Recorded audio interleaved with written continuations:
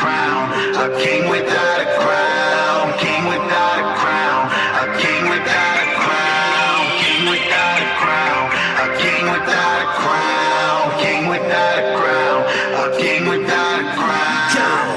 Ride around with the top laid back, let it not going back, and I love my city, my city. Got a heart like Pac for the block, but your boy big and black like Biggie, like Biggie.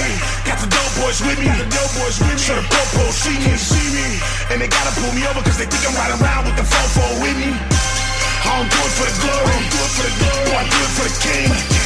And I don't bang for the hood, but I do it for the streets. And I do it for my mama, all the nights she sleep.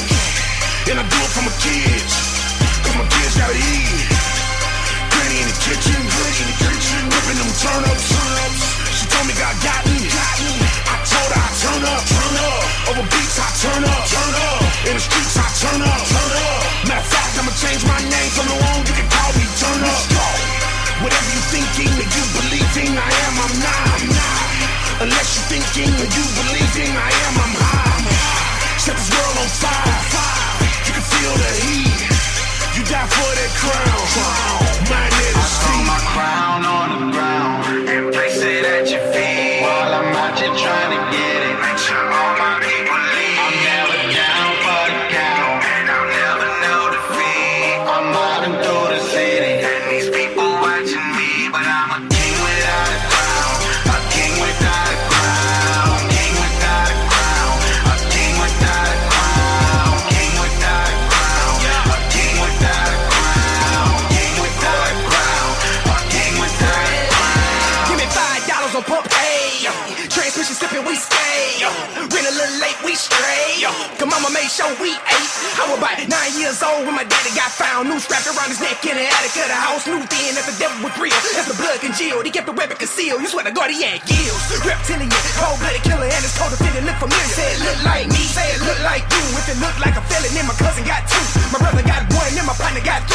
I'm trying to explain to these G's, we kings. But a $10 rock turn a pretty prom queen to a begging dope fiend. On Martin Luther King, Lord please. I'll place my crown at your feet, If I don't know where my crown is, whole genealogy full of ideology. Nah, I don't know which crown which. I'm my successor, this world, but something I'm the reason the king was murdered. I don't know if you know, but I'm the one way back in the church, still smelling like purse. And you say that you do, and my crown made it go. And my daddy is a king, and I'm right, I really deserve guilt. But the one that was mercy died for me, and bring a king to his knees. And my crown to your feet, Lord, take all that I got. You know, prostate position, face down on the ground like the law just hit that block. I throw my crown on the ground and place it at your feet while I'm out here trying to get it. Make sure all my people leave. I'm never down for the count, and I'll never know defeat. I'm mobbing through the city, and these people watching me, but I'm a king without a crown, a king without a crown, king without a crown, a king without a crown, king without a crown, a king without a crown, king without a crown, a king without a crown.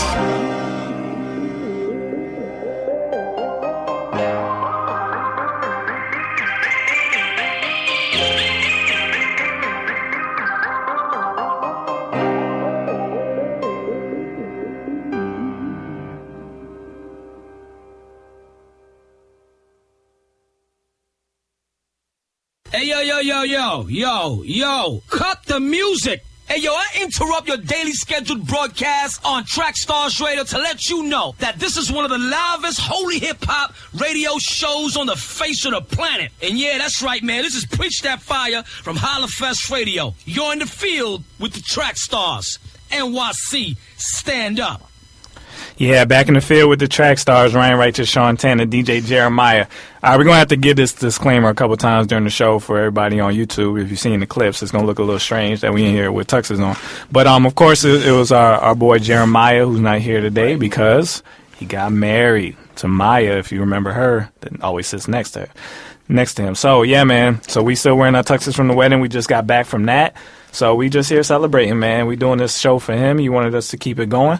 So we are here supporting him. So what happened was we got a note in from our website. And somebody sent in saying that they wanted us to do a topic on how we got this ministry started. Just in case, like, you're sitting at home and you're like, I want to do a ministry similar to this. So I just don't know how to go about it. So they were just saying, like, how did you guys do it? They like the show, FMG, everything that we do. So how did this all get started? So Ryan Righteous. Yes, sir. How did we do this, man? How did we do this? What was the vision, or how did we do it? How did it all come about? Man. So Sean and I were both working in secular radio here in Atlanta for a very popular radio station, and we were kind of like fed up with the way things were looking in the industry. And so we were having a conversation one day, and we were like, you know what, man, we need to change some things. We need to come up with an alternative so that people young can listen to, carefree music without having to feel convicted about the lifestyle choices they make and things like that from the music influence. So what we did was we came up with an idea, and we went to fast over that, in your dorm, and we just basically talked about, like, what are we going to call this show? How are we going to do it? And when we first started, we were discouraged because we couldn't find good music. I think this was like what Lecrae was just really popping off. Like, he was really getting recognition for the first time, and that's really what we had to go off of. And so we got the After the Music Stops album, and we went back to my old alma mater, which is Clark Atlanta University, and we talked to the professors, and we said, you know what, we have an idea to do a radio show. Please, please, please let us do it here. And we had a student-run radio station, so they were like, we'll give you a chance. And we started the show up, and it was boring. You and I talked for 4 hours, and it just did not go down well. We played CDs, and I played 3 Canton Jones songs back-to-back, and you played 3 Lecrae back-to-back, and that was the show. And so, the element, the most creative element we added to the show was DJ Jeremiah. And the fact that he knew so much about music. And it was such a blessing because we were fusing 2 visions. We were now fusing a vision of the Track Starz radio show and Freedom Music Group. And it was all coming together. It was really, really nice. So, basically, you hear people talk about shoestring budgets. That's exactly what we started off of. We operated off nothing, And along the way, we found creative ways, thanks to Mr. Sean Tanner, on how to promote our brand. And so Sean got really good at websites and really good at flyers and started to pump some money into this this machine. And we just began to really, we really became dedicated to doing something. And then even though we were getting shut out of places, we went into an AM station. We tried to fulfill a promise that we couldn't fulfill. We got shut down there. Went back to internet radio, started getting our signal shut off, in the middle of the show, and dropped signals and recorded signals that didn't, sound good when we played it back. And then, we really broke through in your basement. That's when we really broke through, And thanks to DJ Jeremiah tweeting out the Line for Line feature that he came up with, we were approached by nationals, to really put our show on the map. So, it was definitely a blessing. I don't know if that sums up what people are interested in hearing, but there are some basics and details that you can give them. Yeah, the Track Starz was, okay, even before the Track Starz, I started the company J-Dot. Everything that we do is under this umbrella called J-Dot, which is just a media company. I got the idea just because I really wanted to change the entertainment world for God. I just saw so much influence in music and movies, and I felt like the Christian influence wasn't strong enough. It wasn't quality enough to make a difference. And if they were going to be so good at what they do, I wanted to get good at what we do so we can at least be an alternative to what's out there, at least the message that's out there. And I keep telling the story.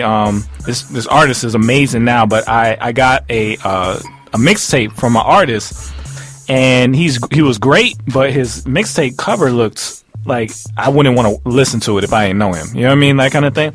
And that just gave me the idea. I was like, man, I hate the fact that Christians don't have the budget, they don't have the know-how to make things that look good and sound polished. Because to me, when you first give somebody something, if it don't look good and sound polished, you already lost half of them. You know what I mean? Yeah. So I wanted to try and at least make it look good and sound good. So that's why I started J-Dot. So started doing album covers and logos and stuff like that. And then the radio show got added on because to me, what I really wanted to do when I started this, I wanted to make movies. That's what I wanted to do. But movies, that's such a huge thing to me. I don't want to just make a movie. I want to make a good movie. So to me, I put movies last in my list in my mind, and I was like, all right, so if we're going to try and take over media, we need to start slow and we need to build on top of it. So music and radio, because I knew Ryan and I met Chris, they had Ryan had a passion for radio. Jeremiah Chris, we call him Jeremiah, his real name is Chris. He had a passion for music, so that's how it just started spreading. You know what I mean? So to me, in my mind, I'm still not really doing what I want to do yet. But to me, this is like building. We're building towards what we're trying to do eventually. And I think some people think we just started like last year or something, but we've been doing this 8 years. Did you see that as a big problem? 2005. Huh? Did you see that as a big problem, kind of, when you got the CD in your hand? Did you see that as a constant Christian problem where everybody had stuff that was kind of low quality when you when I handed it to you? There was two moments in my life where I feel like God was preparing me for what He wanted me to do with my life. Yeah. The first one, when I was in high school, I was in gym, and there was another Christian kid in my class, but I didn't really claim him because he wasn't the coolest kid, and I was still, you know what I'm saying. But anyway, he brought a Gospel Gangster CD into the locker room, and he got destroyed for that CD. Oh yeah. And I did not take up for him at all. Why not?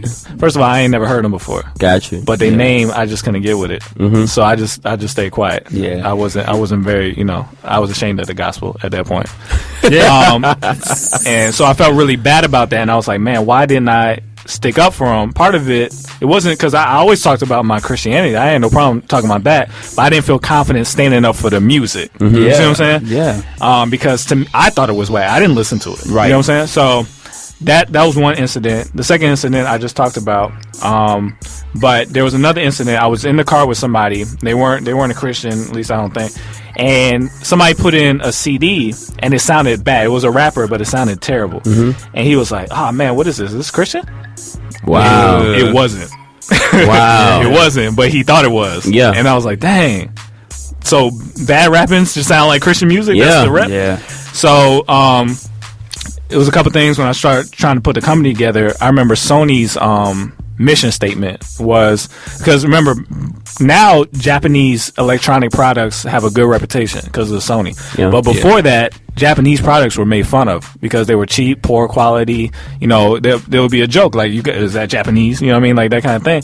But Sony's mission statement said, we want to be the company best known for changing the worldwide poor quality image of Japanese products. That sentence changed my life. I was like, man, they recognize that they got a bad rap. Yeah. And they decided we are going to change that rap. And I wanted to do the same thing for Christian music. I want to change the worldwide poor quality image of Christian urban music.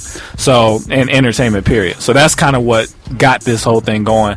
And everything else has just been steps from there. Is it possible you feel like you came in at just the right time where so many other Christian rappers were doing the exact same thing in their mission statement? I feel like everybody at the same time got that same message from God, like, now, go. Yeah. Because, since we started, it's been crazy the talent that has emerged. It has, but when we first started and we were going to like the Atlanta Holy Hip Hop Awards, we were very discouraged. Yeah. Very discouraged. We saw a performance, and if you're listening now, just understand, it was a bad move. Oh, yeah. It was this guy, he was in a karate uniform with a lightning strike going down the side of his pants, and his mom.